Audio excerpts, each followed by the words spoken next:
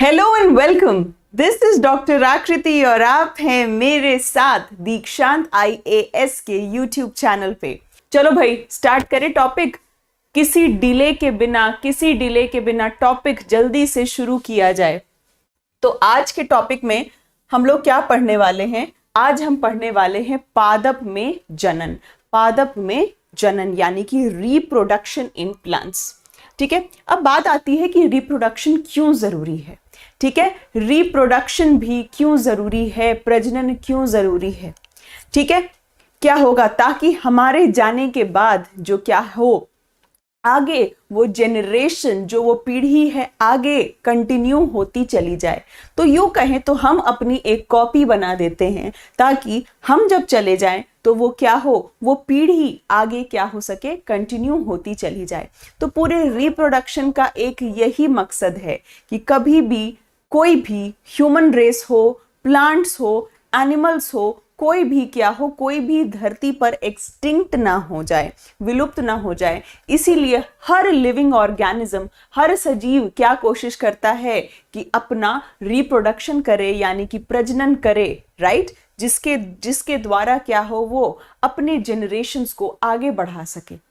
ठीक है, समझ में आ गई बात? बहुत बहुत सिंपल सी बात है। चलिए, जब हम प्लांट्स के रिप्रोडक्शन की बात करते हैं तो सबसे पहले प्लांट्स के हमें पार्ट्स पता होने चाहिए, है ना, कि कौन से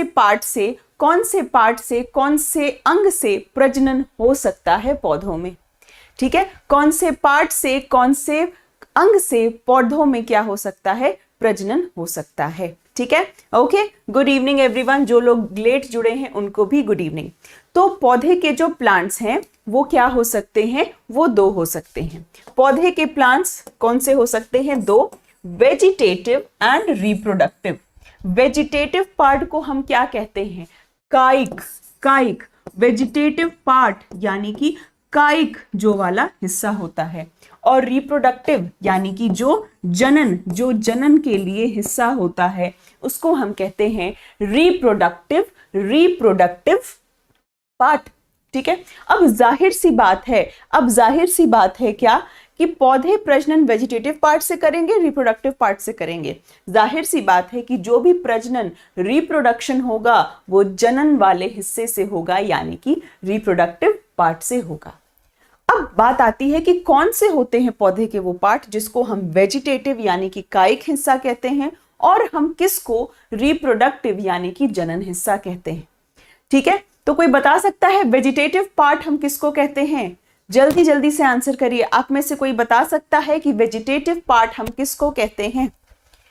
वेजिटेटिव पार्ट, कायिक हिस्सा हम किसको कहते हैं?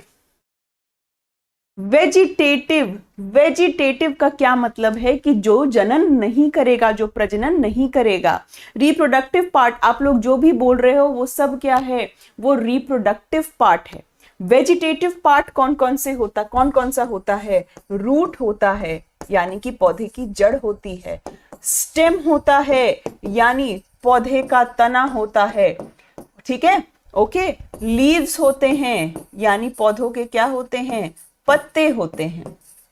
ठीक है, ये पौधे के क्या होते हैं, वेजिटेटिव पार्ट्स यानी कि कायिक भाग जो होते हैं वो। ठीक है, इसमें आपका नोड आ गया। नोड याद है क्या होता है? नोड आ गया, इंटरनोड आ गया। ये सारे वेजिटेटिव होते हैं। ये सारे क्या होते हैं? वेजिटेटिव पार्ट होते हैं। रिप्रोडक्टिव में क्या आ गया? फ्लावर। आप सब जो बोल रहे हो, है ना, एंड्रोशियम, गायनोशियम, जो भी मैं कमेंट सेक्शन में देख पा रही हूं, आप सब जो बोल रहे हो वो फ्लावर यानी कि जो फूल है, फूल असली में होता है पौधे का प्रजनन अंग।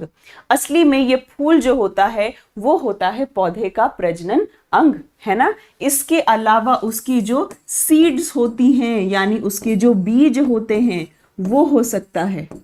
ठीक है, सीड हो सकते हैं, बीज हो सकता है। और ये भी आपको पता होना चाहिए कि फ्लावर का ही एक हिस्सा ओवरी होती है ना। ओवरी होती है यानी कि अंडाशय होता है, और उसी से आपका फल बनता है यानी कि फ्रूट बनता है, राइट। फल बनता है यानी कि जो फ्रूट है, जो फल है वो इसी से बनता है। ठीक है, तो सबसे मेन रिप्रोडक्टिव प्रजनन अंग कौन सा हो गया? फ्लावर यानी कि फूल हो गया। ठीक है, तो ये आपको पता होना चाहिए कि किस हिस्से से प्रजनन हो सकता है। समझ में आ गई बात? अब प्रजनन है कितने तरह का? ठीक है, प्रजनन है कितने तरह का, रिप्रोडक्शन है कितने तरीके का? तो रिप्रोडक्शन दो तरीके का हो सकता है, sexual reproduction and asexual reproduction. यानी कि जहां पर क्या इन्वॉल्व होंगे, जहां पर भी आपके सीड्स इन्वॉल्व हो गए, बीज अगर इन्वॉल्व हो गए, जहां पे बीजों का क्या हो गया, इन्वॉल्वमेंट हो गया, बीज बीच में आ गए, वो सब किस में आ जाएगा? वो आ जाएगा सेक्सुअल रिप्रोडक्शन, यानी कि लैंगिक किसमें? रिप्रोडक्शन में, सेक्सुअल रिप्रोडक्शन में आ जाएगा, जहां पर भी आपके बीज इन्वॉल्व होंगे। और एसेक्सुअल में क्या होंगे? अलैंगिक। ठीक है, ओके। एसेक्सुअल में क्या इन्वॉल्व होंगे? जो भी आपके मैंने वेजिटेटिव पार्ट बताया, जो भी कायिक अंग बताए, अगर उनसे रिप्रोडक्शन हो रहा है तो वो रिप्रोडक्शन कैसा हो जाएगा? Asexual reproduction. ठीक है, तो रिप्रोडक्शन दो तरीके का होता है, सेक्सुअल एंड एसेक्सुअल। दोनों में फर्क क्या है? फर्क है बीज का। अगर बीजों का उपयोग हो रहा है तो वो कैसा हो जाएगा? सेक्सुअल। ठीक है, अगर सीड्स यानी बीजों का उपयोग नहीं हो रहा है, सिर्फ और सिर्फ वेजिटेटिव पार्ट का हो रहा है, सिर्फ और सिर्फ कायिक हिस्सों का हो रहा है, तो वो रिप्रोडक्शन कैसा होगा? एसेक्सुअल यानी कि अलैंगिक। ठीक है, तो यहां पर आपके सीड्स यानी कि बीजों की जरूरत होगी, यहां पे आपकी सीड्स की जरूरत होगी, और यहां पर आपके सीड्स की जरूरत बिल्कुल नहीं होगी। यहां पे बीजों की जरूरत बिल्कुल नहीं होगी, और यहां पर बहुत सारे बीज जो भी होगा वो बीजों के माध्यम से ही होगा। सब पे आ रहे हैं एग्जाम्पल, सब कुछ आपको बताएंगे। ठीक है, क्लियर हो गई ये वाली बात आपको क्लियर हो गई। मोड्स ऑफ रिप्रोडक्शन अब एक एक करके पढ़ लें सबके बारे। पहले हम लोग एसेक्सुअल के बारे पढ़ेंगे, फिर हम लोग सेक्सुअल रिप्रोडक्शन के बारे पढ़ेंगे। तो एसेक्सुअल किससे होगा? आपके किससे? वेजिटेटिव पार्ट्स, यानी रूट से भी हो सकता है, स्टेम से भी हो सकता है, लीव से भी हो सकता है। जितने भी कायिक अंग हैं उसको उपयोग करके जो रिप्रोडक्शन होता है वो क्या कहलाता है? Asexual reproduction.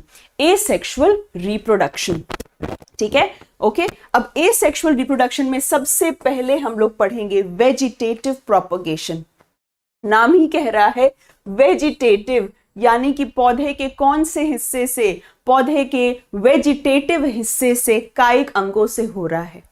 ठीक है, पौधे के कायिक अंगों से हो रहा है। आपने आलू देखा होगा, आलू में आंख बनी हुई होती है, हम उसको आईज कहते हैं। ठीक है, पौधे के अलग अलग हिस्सों से होगा। अगर आपने ये देखा है, क्या आप लोगों ने ये देखा है? आलू की छोटी छोटी क्या है? ये आंख बनी हुई है। अगर इस हिस्से को आप काट कर जमीन में डाल देंगे और उसको अच्छे से पानी देंगे तो क्या होगा? एक नया पौधा उग सकता है। ठीक उसी तरह पीछे आपको अदरक दिखाई दे रहा होगा। तो इन सब में क्या हो रहा है? इन सब में वेजिटेटिव प्रोपगेशन हो रहा है। यानी वेजिटेटिव का क्या मतलब है कि उनसे, या तो किससे? या तो लीव से, या तो रूट से, या तो स्टेम से, अलग अलग हिस्सों से क्या बन जा रहा है? एक अलग पौधा ही बन जा रहा है। ठीक है, अलग अलग हिस्सों से अलग पौधा ही बन जा रहा है। ये लीफ, इस प्लांट को पता है क्या कहते हैं? ब्रायोफाइलम कहते हैं। और अगर आपने कभी इसके पत्ते देखे होंगे तो इसके पत्तों के साथ ही छोटे छोटे पत्ते लगे होते हैं, है ना? यानी कि इन्हीं से क्या हो जा रहा है? रिप्रोडक्शन हो जा रहा है, प्रजनन हो जा रहा है। तो ये क्या है? सबसे पहला हमने एसेक्सुअल में क्या पढ़ा? Vegetative propagation. और वो कहां पर हो रहा है? आलू में हो रहा है। ठीक है, अदरक में हो रहा है, ब्रायोफाइलम में हो रहा है। ये सब एग्जाम्पल्स हैं किसके? वेजिटेटिव प्रोपगेशन के। किसके? वेजिटेटिव प्रोपगेशन के। ठीक है, आगे चले, नेक्स्ट पे चले। आप सबको मैंने ईस्ट बताया था, ईस्ट जिसको हिंदी में खमीर कहते हैं, याद है? ईस्ट क्या होता था? कोई बताएगा ईस्ट क्या होता था? ईस्ट यानी खमीर हम किसको कहते थे? कोई बताएगा आप में से? जल्दी से ईस्ट के बारे बताओ कि ईस्ट किसको कहते हैं? ईस्ट किसको कहते हैं? यस, फंगस को कहते हैं। कौन सा फंगस? कौन सा fungus? Yes Aman, you are absolutely right, unicellular fungus. ये ईस्ट फंगस तो होता है, लेकिन एक ये इसकी एक खास बात है कि ये एक कोशिकीय कवक है। ये क्या है? यूनिसेलुलर फंगस है, एक कोशिकीय कवक है, कोशिकीय कवक। ठीक है। अब ईस्ट में कैसा रिप्रोडक्शन देखने को मिलता है? ईस्ट में आपको जो रिप्रोडक्शन, जो प्रजनन देखने को मिलता है उसको कहा जाता है बडिंग, और हिंदी में कहते हैं मुकुलन। हिंदी में क्या कहते हैं? मुकुलन के नाम से जानते हैं। क्या हो रहा है इसमें? ये एक ईस्ट सेल है, ठीक है, ईस्ट यूनिसेलर है, एक कोशिका का है, ये एक ईस्ट की कोशिका है। धीरे धीरे क्या देखा जा रहा है कि इसमें क्या बन जा रहा है? एक छोटा सा बड बन जा रहा है, बड, ठीक है, एक छोटा सा बड बन जा रहा है, जिसको हिंदी में आप मुकुल कहते हो। हिंदी में क्या कहते हो? मुकुल कहते हो, और इंग्लिश में इसको बड कहते हो। इंग्लिश में इसको क्या कहते हो? बड कहते हो। तो ये छोटा सा बड है और धीरे धीरे ये बड बड़ा बना। ओके, उसके बाद क्या हुआ? इन बड की पूरी चेन बन गई, और जैसे ही ये चेन टूटेगी तो अलग अलग ईस्ट बन गए। अलग अलग क्या बन गए? अलग अलग ईस्ट बन गए। ठीक है, तो ये प्रक्रिया क्या कहलाती है? बडिंग के नाम से जानी जाती है, मुकुलन के नाम से जानी जाती है। सीधा क्वेश्चन आता है, पता है, इसमें ज्यादा दिमाग नहीं खराब करना, सीधा क्वेश्चन आएगा, इसमें कैसा प्रजनन होता है? कोई आपसे पूछेगा कि फंगस में कैसा प्रजनन होता है? ईस्ट में, फंगस में भी नहीं, ईस्ट लिखेगा आपको साफ तौर पे कि ईस्ट में कैसा प्रजनन है, तो आप क्या कहेंगे? बडिंग। आप क्या कहेंगे? बडिंग, यानी कि मुकुलन। बहुत बहुत सिंपल। सबसे पहले हमने क्या पढ़ा था? वेजिटेटिव प्रोपगेशन, यानी पौधों के वेजिटेटिव पार्ट से, यानी रूट, स्टेम और लीव से। दूसरा हमने क्या पढ़ा? दूसरा पढ़ा बडिंग। आगे चले, अब आगे चले, तीसरे पे आओ, फ्रैगमेंटेशन करना, यानी कि विखंडन करना। ठीक है, फ्रैगमेंटेशन करना यानी कि क्या करना? विखंडन करना। ठीक है, अब अगर आप यहाँ पे ध्यान से देखेंगे तो आपने अपने घर के पास कोई ना कोई इस तरह की तालाब जरूर देखी होगी, है ना, और उसके ऊपर ये काई तैरता हुआ भी देखा होगा आपने, है ना, इस तरह से तैरती हुई या तैरता हुआ काई भी आपको जरूर देखा होगा, है ना, सबने ही देखा होगा। तो इसको क्या कहा जाता है? ये जो काई है तैरती हुई, इसको पता है क्या कहा जाता है? एल्गी कहा जाता है। एल्गी कहा जाता है। हिंदी में इसको शैवाल कहते हैं। हिंदी में इसको शैवाल के नाम से जाना जाता है। ठीक है, ये जो एल्गी है, ये जो शैवाल है, आपको पता है ये भी क्या है? ये भी प्लांट्स हैं, है ना। सबसे जो निम्न दर्जे के पौधे माने जाते हैं ये हैं, है ना, क्योंकि आप इनमें नहीं पता लगा सकते कि रूट कौन सा है, स्टेम कौन सा है, लीफ कौन सा है। क्या यहाँ पे पता लगेगा कौन सा हिस्सा रूट है, स्टेम है, लीफ है? ठीक है, तो इसको क्या कहा जाता है? बिल्कुल निम्न दर्जे वाला पौधा होता है। ठीक है, अब एल्गी आप देख रहे हो अलग अलग टुकड़ों में है ना, ये टुकड़ा इधर, ये टुकड़ा इधर, ये टुकड़ा इधर, है ना। तो ये एल्गी कैसे रिप्रोड्यूस करते हैं, कैसे प्रजनन करते हैं? ये प्रजनन करते हैं फ्रैगमेंटेशन के जरिए, यानी कि विखंडन के जरिए। ठीक है, तो ये एल्गी कैसे प्रजनन करते हैं? फ्रैगमेंटेशन के जरिए या विखंडन के जरिए ये अपना प्रजनन करते हैं। फ्रैगमेंटेशन अगर आपको समझना है तो कुछ मत समझो, बस इतना समझो कि मान लो ऐसा कभी हो सकता है क्या कि अपना कान कहीं गिर गया और कान से ही एक नया बच्चा ही निकल गया, है ना, वो कान ही क्या हुआ, आगे चल के एक पूरा इंडिविजुअल, एक पूरा बच्चा बन गया। ऐसा कहीं हो सकता है? पर इनमें ये होता है। चलिए, ओके, एग्जाम्पल यहाँ पे एक एल्गी का दिया गया है जिसका नाम है स्पाइरोगायरा। इस एल्गी का नाम क्या है? स्पाइरोगायरा। ओके, इस एल्गी का नाम क्या है? स्पाइरोगायरा। और कोई आपसे पूछे कि एल्गी कैसे रिप्रोड्यूस करता है, एल्गी प्रजनन कैसे करता है, तो प्रजनन कैसे करता है? फ्रैगमेंटेशन, यानी कि विखंडन से, विखंडन के माध्यम से। ठीक है, ओके, आगे चले हम लोग। सबके सब एसेक्सुअल हैं। चौथा और आखिरी जो आपको जानना है वो है स्पोर फॉर्मेशन। कौन सा है? स्पोर फॉर्मेशन यानी कि बीजाणु निर्माण। ठीक है, अब इसको देखिए, स्पोर फॉर्मेशन यानी कि बीजाणु निर्माण। देखो क्या होता है, ये जो आपको दिख रहा है ना, ये असल में एक फंगस का स्ट्रक्चर है, एक कवक के बारे बताया गया है। ठीक है, फंगस का स्ट्रक्चर होता कैसा है, पहले आप आ जाइए, यहाँ पे मैं आपको बता रही हूँ, एक बार ब्लैंक स्लाइड पे समझेंगे फिर मैं आपको बताती हूँ। देखो, फंगस सिर्फ और सिर्फ अभी आपको जानना है, सिर्फ और सिर्फ आपको अभी यही जानना है कि क्या सिर्फ ईस्ट यूनिसेल्युलर है। ईस्ट क्या है? यूनिसेल्युलर है। सिर्फ और सिर्फ ईस्ट आपका यूनिसेल्युलर है। बाकी फंगस का स्ट्रक्चर कैसा होता है? बाकी फंगस के स्ट्रक्चर में क्या होते हैं? ये पतले पतले से धागे जैसी चीजें होती हैं, बहुत पतले से धागे जैसी चीजें होती हैं। इनको क्या कहा जाता है? इनको कहा जाता है हाइफा। इनको क्या कहा जाता है? हाइफा।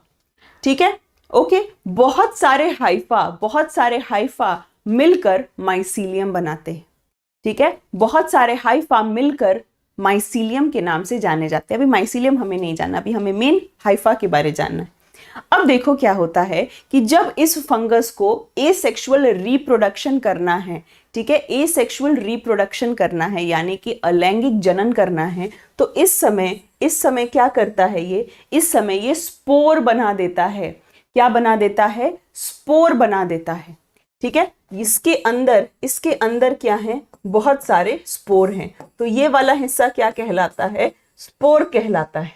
ठीक है, अंदर जो चीज आपको दिख रही है वो क्या है? स्पोर। और बाहर जो चीज दिख रही है, जो स्पोर ढके हुए किससे हैं? स्पोर ढके हुए हैं स्पोरेंजियम से। स्पोर किससे ढके हुए हैं? स्पोरेंजियम से ढके हुए हैं। ठीक है, स्पोरेंजियम से ढके हुए हैं। तो अंदर क्या है? अंदर सारा स्पोर है। और स्पोर्स किसके अंदर हैं? उस स्ट्रक्चर, उस संरचना का नाम क्या है? स्पोरेंजियम। जैसे ही ये स्पोरेंजियम फटा तो क्या होगा? सारे स्पोर्स इधर उधर चले जाएंगे, है ना। क्या आपको पता है, फंगस को ग्रो करने के लिए, किसी भी कवक को उगने के लिए दो चीजें चाहिए, बहुत गर्मी और बहुत ज्यादा ह्यूमिडिटी चाहिए। ठीक है, बहुत ज्यादा उसको उमस, ह्यूमिडिटी चाहिए। कभी आपने देखा है कि फ्रिज के अंदर फंगस लग गया है ना। खाने को हम फ्रिज में रख देते हैं ताकि वो खराब ना हो, फंगस ना लगे उसमें। कभी भी फ्रिज के अंदर फंगस नहीं लगेगा आपको। क्यों? क्योंकि फ्रिज के अंदर तापमान कम होता है। फंगस को उगने के लिए बहुत हाई टेम्परेचर चाहिए होता है। ठीक है, तो जैसे ही ये स्पोरेंजियम फटा, सारे स्पोर्स क्या हो गए? सारे स्पोर्स चले गए हवा में। अभी भी आपके आसपास बहुत सारे स्पोर्स होंगे, और जैसे ही उन स्पोर्स को बढ़िया कंडीशन मिलेगी, यानी गर्मी और बहुत ज्यादा मॉइस्चर यानी कि नमी, गर्मी और मॉइस्चर, ठीक है, गर्मी और नमी, ये दो चीज चाहिए। और ये दोनों चीजें जैसे मिलेगी, ये स्पोर दूसरा फंगस बना देंगे। यानी कि ये स्पोर क्या कर जाएंगे? रिप्रोड्यूस कर जाएंगे। इनमें क्या हो जाएगा? इनमें प्रजनन हो जाएगा। समझ में आई बात? समझ में आई बात? यही वाला डायग्राम यहाँ पे लिखा हुआ है। स्पोर को यहाँ पे लिखा है बीजाणु। स्पोर को क्या लिखा है? बीजाणु। और स्पोरेंजियम को क्या लिखा है? बीजाणुधानी। बीजाणुधानी स्पोरेंजियम। और ये क्या है? ये हाइफा है। ये क्या है? हाइफा। ठीक है, ये क्या है? हाइफा है। ठीक है, चलो।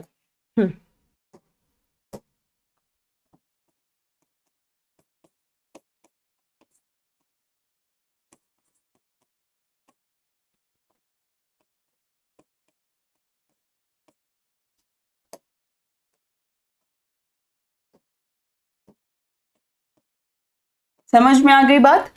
ओके, क्लियर हो गया? आगे चले। ठीक है, आगे चल रहे हैं। चलिए, तो यहां पर हमने क्या पढ़ा? हमने तरह तरह के यूनिसेल्युलर के बारे भी पढ़ा और मल्टीसेल्युलर के बारे पढ़ा। मल्टीसेल्युलर के बारे पढ़ा, ऑब्वियसली अमन मल्टीसेल्युलर में ही होगा ना। ईस्ट में तो ये स्ट्रक्चर होगा ही नहीं। ईस्ट में तो बडिंग होगी। पहली बात कि ईस्ट में बडिंग होगी, दूसरी बात ईस्ट में इस तरीके का स्ट्रक्चर ही नहीं होगा। ये स्ट्रक्चर ही किसका है, ये स्ट्रक्चर ईस्ट का नहीं है, ये जो मैंने बनाया ये सिर्फ और सिर्फ मल्टी सेलुलर में होगा। तो अगर आपको कंफ्यूजन है तो इस ईस्ट को यहां से हटा लीजिए, ये मत समझ लेना कि मैंने ईस्ट का डायग्राम बनाया है, ये मल्टी सेलुलर फंगस है, सिर्फ और सिर्फ ईस्ट यूनिसेलुलर है, ये क्या है, ये मल्टी सेलुलर फंगस है। ठीक है, वेजिटेटिव, भानु त्रिपाठी, वेजिटेटिव कुछ नहीं है डियर, बहुत आसान है। पौधे का वेजिटेटिव हिस्सा वो होता है कौन कौन सा, रूट, स्टेम एंड लीफ। अभी के लिए इतना जानो, रूट, स्टेम एंड लीफ, यानी कि पौधे की जड़, पौधे का तना और पौधे का पत्ता, ये तीन होता है। कभी भी अगर इन तीनों से कोई नया पौधा बन रहा है तो वो क्या है, वो वेजिटेटिव प्रोपोगेशन है, यानी कि वेजिटेटिव हिस्सों से बन रहा है। ठीक है, आगे चल रहे हैं हम लोग, आगे चल रहे हैं। सो एसेक्सुअल रिप्रोडक्शन में क्या क्या पढ़ा, सबसे पहले पढ़ा वेजिटेटिव प्रोपोगेशन, दूसरा क्या पढ़ा हम लोगों ने, फिर हम लोगों ने पढ़ा था फ्रैगमेंटेशन, फिर पढ़ा था स्पोर फॉर्मेशन, और आखिरी बता रही हूं पर पढ़ा दूसरा था, वो था बडिंग यानी कि मुकुलन, बडिंग यानी कि मुकुलन। ठीक है, ओके, बाइनरी फ्यूजन होगा बैक्टीरिया में। चलो आ जाओ, यहां देखो स्पोर फॉर्मेशन से, यहां पे आ जाइए, यहां पे एक पॉइंट मिस हो रहा है। स्पोर फॉर्मेशन से दो जगह क्या हो सकता है, रिप्रोडक्शन हो सकता है। एक तो फंगस में हम लोगों ने देख ही लिया है ना, फंगस में तो होता ही है, साथ ही साथ फर्न में भी होता है। फर्न भी एक तरीके का पौधा है जो किस में आता है, जो टेरिडोफाइट में आता है। ठीक है, फर्न में भी होता है, फर्न में भी क्या होता है, फर्न में भी स्पोर फॉर्मेशन होता है। तो सिर्फ और सिर्फ फंगस में नहीं बल्कि फर्न में भी, फर्न एक तरीके का पौधा है जो टेरिडोफाइट के अंदर आता है। ओके, वहां पर भी क्या होता है, वहां पर भी स्पोर फॉर्मेशन होता है, और यहां पर भी जीवाणुधानी पुंज होता है ये, जिसके अंदर क्या है, जिसके अंदर आपके स्पोर्स प्रेजेंट हैं, जिसके अंदर यहाँ पे स्पोर्स यानी कि बीजाणु मौजूद हैं। तो फंगस एंड फर्न दोनों जगह पर क्या होगा, आपका स्पोर फॉर्मेशन होगा। ठीक है, आगे चले हम लोग, आगे चले, यहां पर आए थे हम लोग, यस, इसकी बात कर रहे थे। ठीक है, जब हम इसकी बात कर रहे थे तो ये क्या दिख रहा है आपको, ये सेक्सुअल रिप्रोडक्शन पीछे दर्शा रहा है या एसेक्सुअल दर्शा रहा है, ये बताइए। पीछे जो चीज आपको दिख रही है वो एसेक्सुअल रिप्रोडक्शन की है या सेक्सुअल रिप्रोडक्शन की है, लैंगिक जनन की है या अलैंगिक जनन की है। चलिए जल्दी से बताइए क्या आंसर होगा, यहां पे क्या होगा, ये क्या बता रहा है, सेक्सुअल रिप्रोडक्शन या asexual reproduction. Yes, very good, this is sexual reproduction, है ना, यहां पे सेक्सुअल रिप्रोडक्शन बताया जा रहा है। ये क्या है, दिस इज योर स्टेमन, इसको क्या कहा जाता है, स्टेमन कहा जाता है, पुंकेसर कहा जाता है, या इसी को एंड्रोशियम के नाम से जाना जाता है। आपको पढ़ा चुकी हूं, बस एक बार शॉर्ट में लिख दे रही हूं। इसमें दो चीजें होती हैं, एंथर जिसको आप परागकोश कहते हो, और ये वाली चीज क्या कहलाती है, फिलामेंट जिसको आप तंतु कहते हो। ये कौन सा पार्ट है, स्टेमन है, तो ये मेल पार्ट है, ये पुरुष वाला हिस्सा है। ठीक है, यहां पे क्या है, ये क्या है, दिस इज फीमेल पार्ट, ये फीमेल पार्ट है, जिसको क्या कहा जाता है, कार्पिल कहा जाता है, पिस्टिल कहा जाता है, हिंदी में स्त्री केसर कहा जाता है, और गाइनीशियम के नाम से भी जाना जाता है। सबको याद आ रहा होगा फटाफट से, राइट, सबको याद आ रहा होगा फटाफट से। ठीक है, चलिए, ये पोर्शन क्या है, ये स्टिग्मा है ना, ये वाला हिस्सा क्या है, ये है स्टाइल, और ये वाला हिस्सा क्या है, ओवरी, ओवरी, और इसके अंदर ओव्यूल्स। यही ओवरी किस में बदल जाती है, यही ओवरी फ्रूट में बदल जाती है, यानी कि फल में बदल जाती है। ओके, एंड ये ओव्यूल्स किस में बदल जाते हैं, सीड्स में बदल जाते हैं, यानी कि बीज में बदल जाते हैं। ठीक है, सिर्फ आप लोगों को एक बार रिफ्रेश करा दिया मैंने, ये हम डिटेल में कवर कर चुके हैं। अब चलेंगे आगे, चलो ठीक है, अब आगे चले अब चलिए आइए अब देखिए, आपको मैंने क्या बताया था? क्या आपको मैंने पॉलिनेशन यानी परागण बताया था? नहीं बताया है तो दोबारा एक बार सुन लीजिए। यहां पे आएंगे आप एक एनिमेशन पे।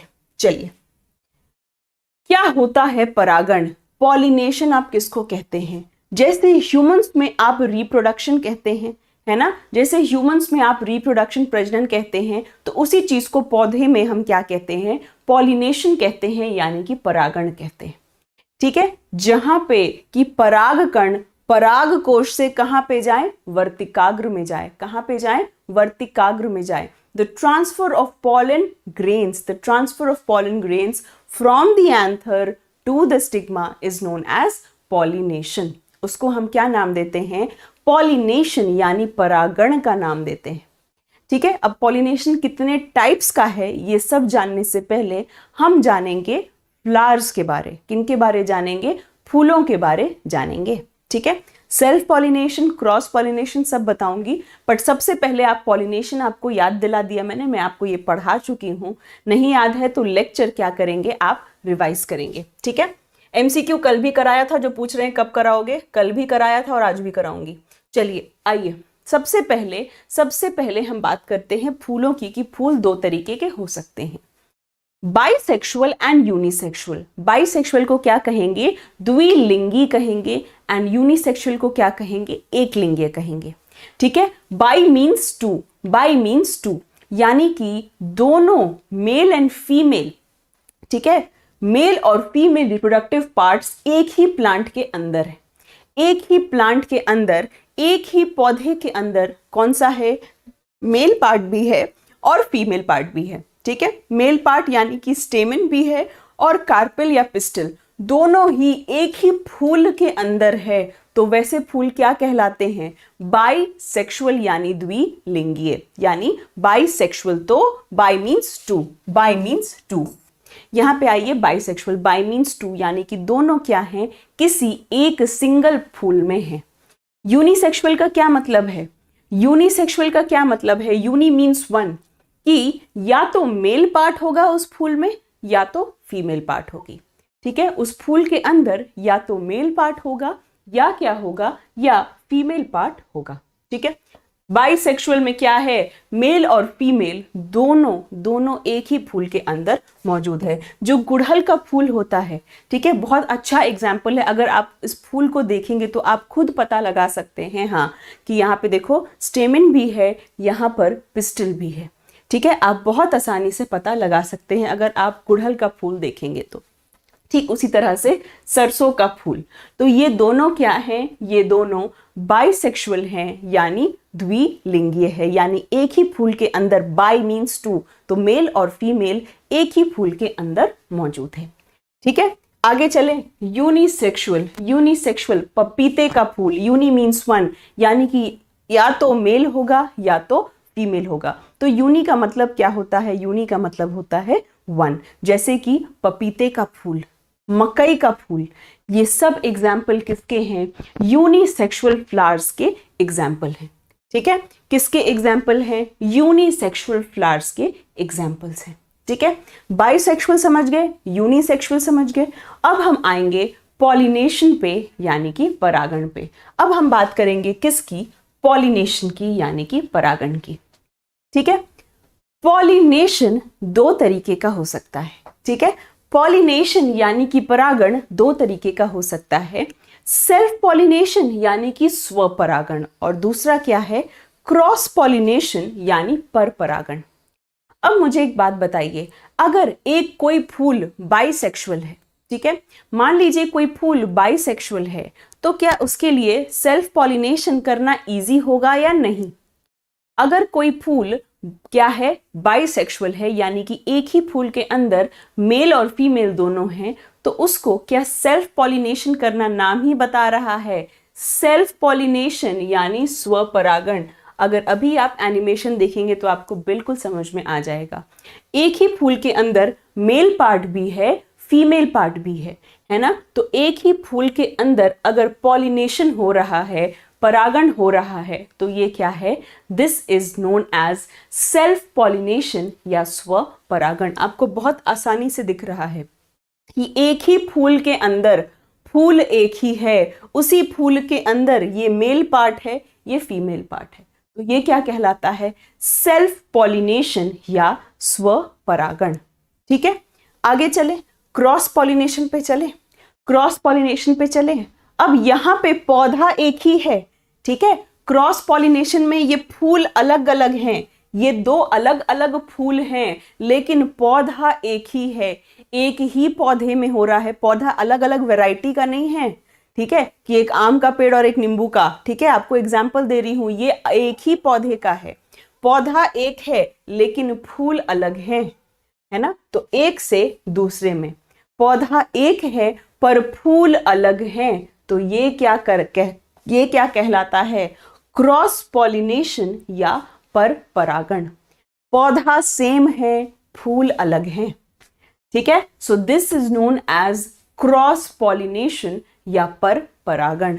एक ही फूल के अंदर है तो सेल्फ पॉलिनेशन, अलग अलग फूल में है तो क्या हो गया? क्रॉस पॉलिनेशन या पर परागण। ठीक है, इजी है, बहुत ज्यादा सिंपल है। ठीक है, आगे चले हम लोग, आगे चले, बस ये चैप्टर अपना खत्म पे ही है, ज्यादा चीजें नहीं है। अब देखो क्या होता है कि पॉलिनेशन करता कौन है। अगर आप देखें यहाँ पे इस एनिमेशन को देखें, है ना, अगर आप इस एनिमेशन को देखें तो पॉलिनेशन करता कौन है? क्या पौधा खुद से चल के जाता है और कहता है कि फीमेल के पास की रिप्रोडक्शन करेंगे? पॉसिबल तो है नहीं ऐसा, है ना। इसका मतलब कि कुछ कारक होते हैं, कुछ ऐसे फैक्टर्स होते हैं जो पॉलिनेशन में मदद करते हैं। ठीक है, हवा चली बहुत तेज क्या हो गई? बहुत तेज हवा चली तो क्या होगा? यहां से पॉलन ग्रेन उड़ के यहां आ गया। ठीक है, तो हवा के माध्यम से पॉलिनेशन हो सकता है। पॉलिनेशन कर कौन कौन सकता है? तो एक है विंड यानी कि वायु, है ना। पॉलिनेशन कर कौन सकता है? बहुत तेज हवा चली, हवा से ये बह गया तो ये क्या हो गया? Wind pollination. ठीक है, या क्या हो सकता है? पानी के द्वारा हो सकता है कि पानी बहुत तेज, पानी का झोंका आया, वाटर बहुत तेज पानी आया और क्या हो गया? यहां से पॉलन ग्रेन्स लेके यहां पर डाल दिया, तो वाटर भी पॉलिनेशन कर सकते हैं। कुछ चिड़ियां मदद कर सकती हैं, है ना, कुछ चिड़ियां बर्ड्स मदद कर सकती हैं, है ना। यहाँ पे आप देख रहे हो ये कौन कर रहा है? ये मधुमक्खी कर रही है। ठीक है, तो कुछ इंसेक्ट्स कर सकते हैं, कुछ कीट कर सकते हैं, है ना, कुछ इंसेक्ट्स यानी कि कुछ कीट कर सकते हैं। तो ये तरह तरह के फैक्टर्स हैं, ये तरह तरह के क्या हैं? कुछ एनिमल्स भी कर सकते हैं, यस, कुछ एनिमल्स भी कर सकते हैं। तो सब अलग अलग क्या कर सकते हैं? ये सब अलग क्या हैं? ये एजेंट्स ऑफ पॉलिनेशन हैं। कि पॉलिनेशन यानी परागण कर कौन सकते हैं? तो कुछ ये हैं जो पॉलिनेशन कर सकते हैं।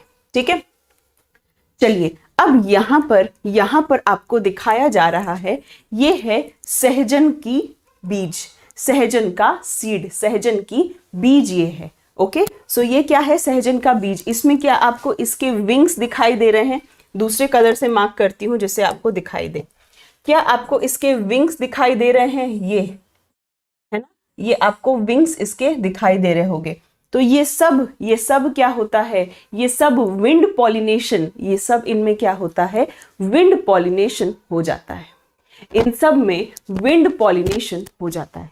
ठीक है, ये क्या है? इसको मैपल कहते हैं। इन सब का सीड कैसा है? ये भी देखो बीज है, बीज के साथ ये नहीं लग रहा है कि इसका विंग है, इसका पंख है ये, है ना। इन सब का क्या होता है? विंग्ड सीड होता है। इन सब का क्या होता है? विंग्ड सीड होता है।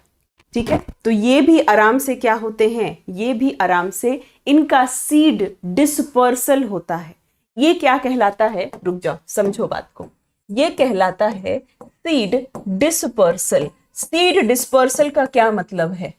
सीड डिस्पर्सल का क्या मतलब है? कि बीज को अलग अलग जगह पर पहुंचा देना। ऐसा ये मतलब नहीं है कि सारे बीज एक ही जगह पर हैं और वहीं पे सारा का सारा पौधा उग रहा है। नहीं, उनके बीच कंपटीशन हो जाएगा, है ना। सेम रिसोर्सेज के लिए, सेम चीजों के लिए उनके बीच क्या हो जाएगा? कंपटीशन हो जाएगा। तो सीड डिस्पर्सल यानी कि जो सीड्स हैं वो अलग अलग जगह पर, है ना। हवा चली तो ये नहीं कि सब एक ही जगह पे, ये सब अलग अलग जगह पर क्या हो गए? अलग अलग जगह पर ये सारे चले गए हैं। ठीक है, क्लियर है? जल्दी से बताएंगे, क्लियर है? तो ये कहलाता है सीड डिस्पर्सल। ये आपको क्या दिख रहा है? सहजन। ये सहजन की सब्जी होती है, तो ये सहजन का बीज आपको नजर आ रहा है। और ये क्या है? मैपल के नाम से जाना जाता है। किसके नाम से जाना जाता है? मैपल के नाम से जाना जाता है। जल्दी से बताएंगे, जल्दी से बताएंगे। तो विंग्ड सीड होती है इनमें, ठीक है? इनमें क्या होती है? विंग्ड सीड होती है। सेम है क्या सूरजमुखी में? सूरजमुखी के भी जो होते हैं उनमें छोटे छोटे बाल जैसी चीजें होती हैं, ठीक है? सूरजमुखी में भी क्या है? ऐसे छोटे छोटे उनमें बाल जैसी चीजें मौजूद होती हैं। तो ये आराम से क्या होगा? जैसे ही हवा वगैरह चलेगी, ये आराम से इधर उधर पहुंच सकते हैं, है ना? तो ये अलग अलग इनकी चीजें हैं जो इनको पॉलिनेशन में, सीड डिस्पर्सल में क्या करेंगी? मदद करेंगी, ठीक है? चलिए, ये देखिए क्या है? ये पौधा है, इस पौधे का नाम है ज़ैंथियम। इस पौधे की जो आपको सीड्स दिख रही हैं, ये ज़ैंथियम एंड यूरेना है। ज़ैंथियम एंड यूरेना, ओके?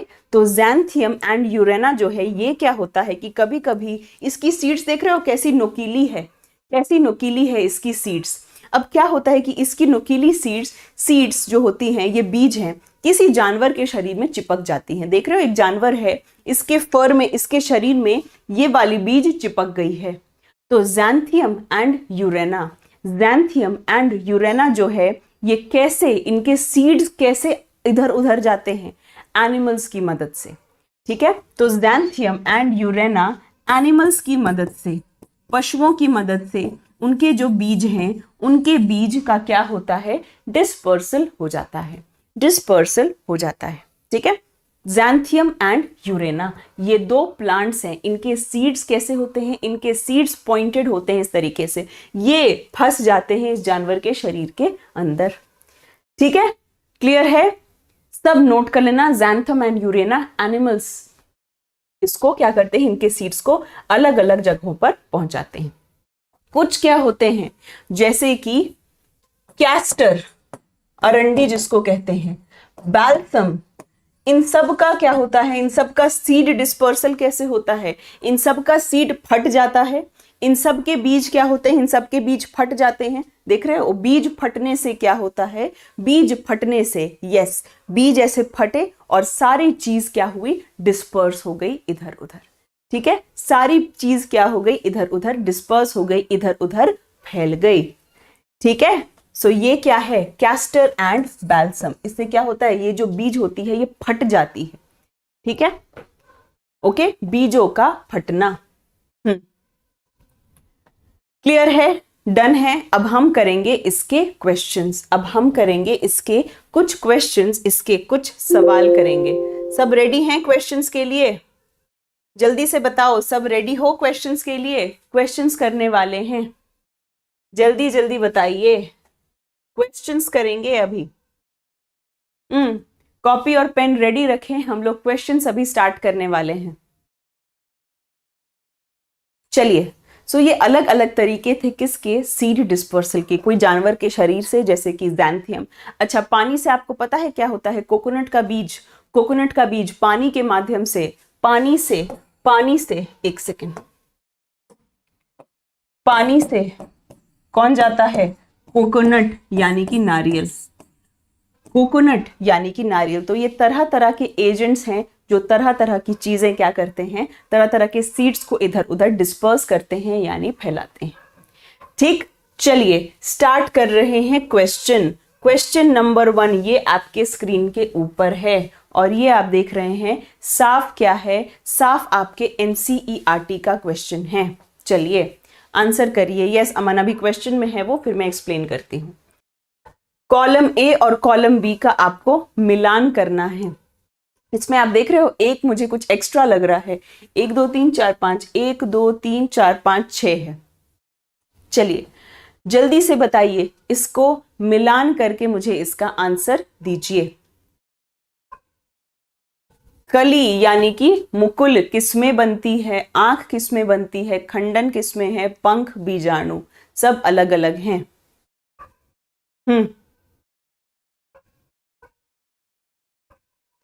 चलिए, कली यानी मुकुल किसमें बनता है? कली, इसको क्या कहते थे यार? बडिंग कहते थे, इसको हम बडिंग कहते थे। बडिंग किस में होगा? बडिंग होगा आपके ईस्ट में, है ना? क्या बडिंग आपके ईस्ट में होगा? क्या बडिंग ईस्ट में होगा? आंख, आंख किस में बनती थी? आंख यानी कि आईज, आंख आलू में बनती थी, याद करो, पोटैटो में बनती थी। तीसरी क्या है? खंडन यानी कि फ्रैगमेंटेशन, फ्रैगमेंटेशन एल्गी में होता था, है ना? खंडन यानी कि फ्रैगमेंटेशन एक एल्गी में होता था। एल्गी का नाम स्पाइरोगाइरा था, एल्गी का नाम स्पाइरोगाइरा था। ठीक है। पंख किस में होते थे? पंख किस में होते थे? मैपल में पंख होते थे। मैपल के बीज में आपको दिखाया था कि पंख होते थे। मैपल में क्या होता था भाई? पंख होता था। और बीजाणु, अब आपके पास गुलाब बच गया और डबल रोटी की फुफुंद बच गई। तो बीजाणु यानी कि स्पोर, स्पोर किस में बन रहा था? इसको कहते हैं इंग्लिश में ब्रेड मोल्ड। ब्रेड मोल्ड क्या है? ब्रेड मोल्ड एक तरीके का फंगस है, एक तरीके का फंगस है, यानी कि कवक है। ओके, ठीक है। तो क्लियर हुआ? यहां से क्लियर हुआ? बडिंग किस में होता है? ईस्ट में। आंख किस में होती है? आलू की आंख होती है। फ्रैगमेंटेशन एक एल्गी में था जिसका नाम स्पाइरोगाइरा था। पंख आपके मैपल के सीड में होते हैं, है ना? और जीवाणु यानी कि स्पोर कहाँ पे बनते हैं? फंगस में बनते हैं। फंगस और फर्न दोनों में स्पोर बन रहे थे। ठीक है, क्लियर हो गया? अब क्लियर है यहाँ पे? नेक्स्ट क्वेश्चन पे चले, नेक्स्ट क्वेश्चन पे चले, चलो नेक्स्ट पर चल रहे हैं। ठीक है, नेक्स्ट पर चलते हैं। चलो भाई, यहां पर दो दो क्वेश्चंस हैं, दो दो क्वेश्चंस इकट्ठे हैं। The reproductive part of a plant is leave, stem, root, flower. पौधे का प्रजनन हिस्सा कौन सा है? पौधे का प्रजनन हिस्सा कौन सा है? जल्दी जल्दी बताएंगे। पौधे का प्रजनन हिस्सा कौन सा है? बहुत फटाफट से आंसर देंगे मुझे, बहुत बहुत जल्दी से। क्या होगा? लीफ होगा, स्टेम होगा, रूट होगा या फ्लावर होगा? चलिए, सबका सीधा आंसर आ रहा है, फ्लावर होगा यानी फूल होगा। चलो अब आ जाओ यहाँ पे। Process of fusion of male and female gametes is known as. नर और मादा युग्मकों के संयलन की प्रक्रिया को क्या कहा जाता है? इस क्वेश्चन को मैं आपको एक्सप्लेन करूंगी। ठीक है, इसको क्या कहा जाता है? कोई है जो इसका आंसर करेंगे? फिर मैं एक्सप्लेन करूंगी इसका आंसर। चलिए फटाफट से आंसर दीजिए। मेल एंड फीमेल गैमीट्स के फ्यूजन को क्या कहा जाता है?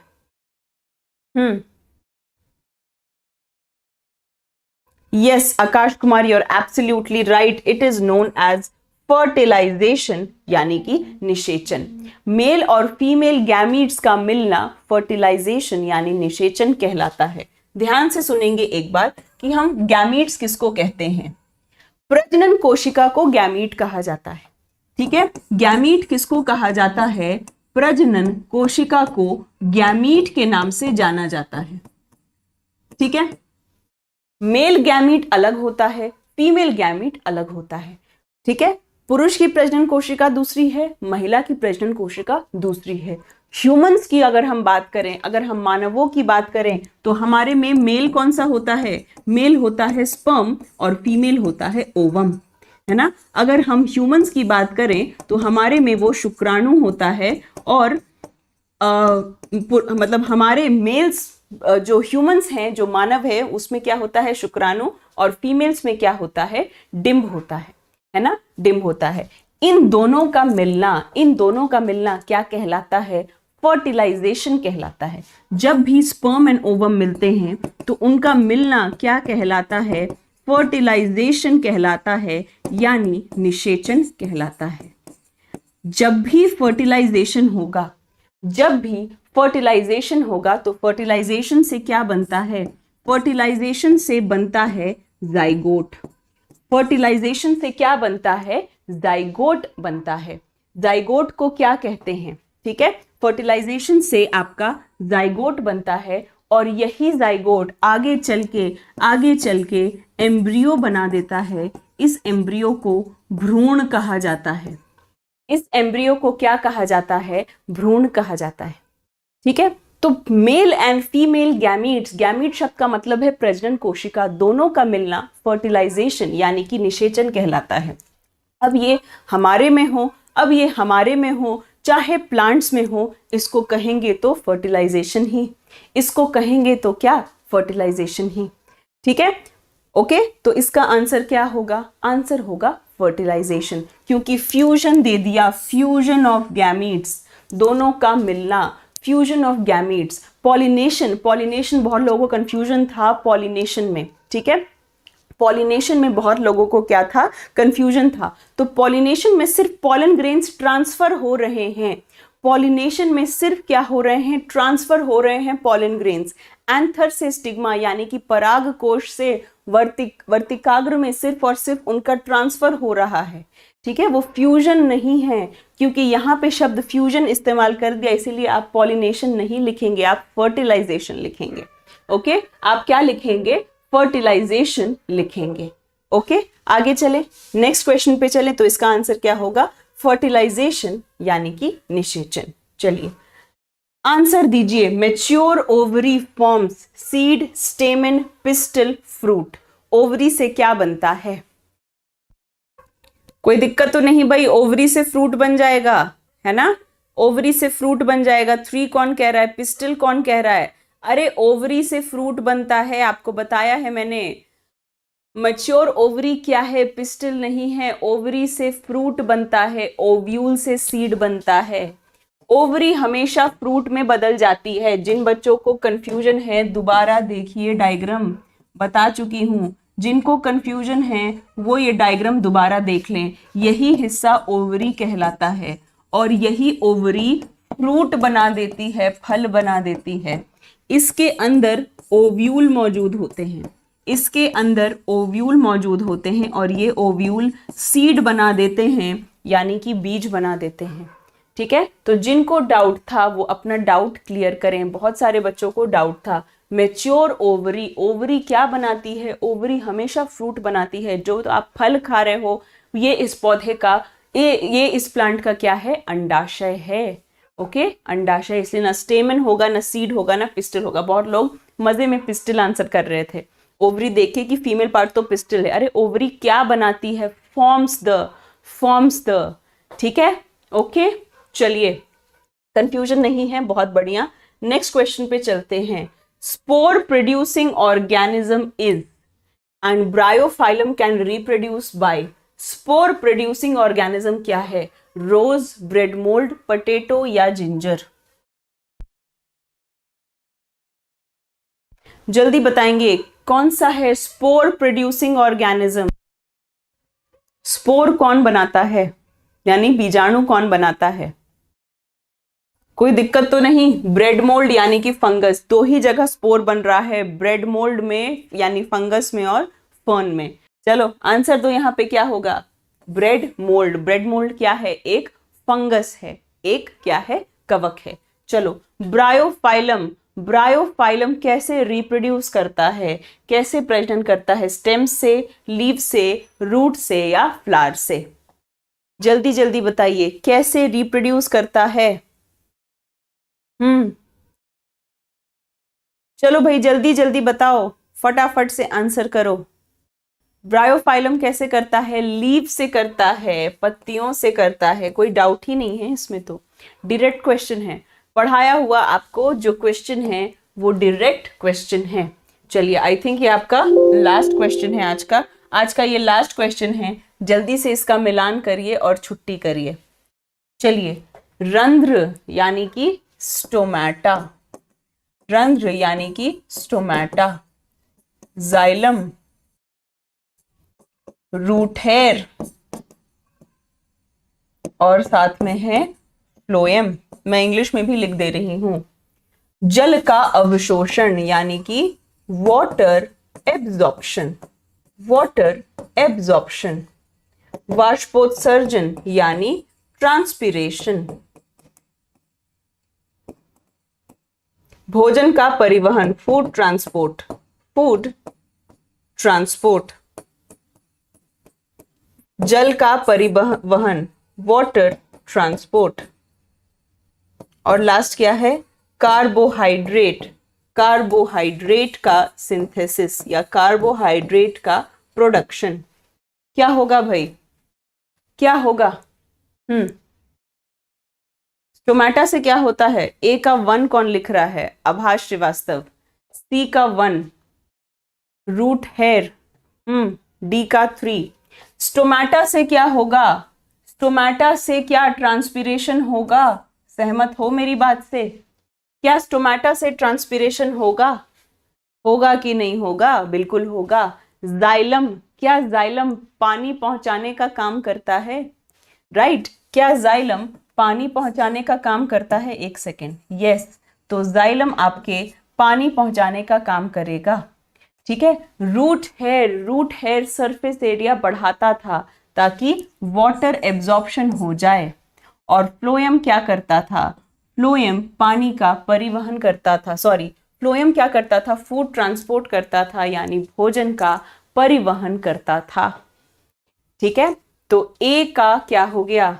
ए का हो गया 2, बी का क्या हो गया? बी का हो गया 4, सी का क्या हो गया? 1 एंड डी का क्या हो गया? 3। और कार्बोहाइड्रेट कोई भी ऑप्शन नहीं होगा। ठीक है, कार्बोहाइड्रेट में कोई भी ऑप्शन नहीं होगा। ठीक है, क्या आपको ये सारी चीजें क्लियर हो गई?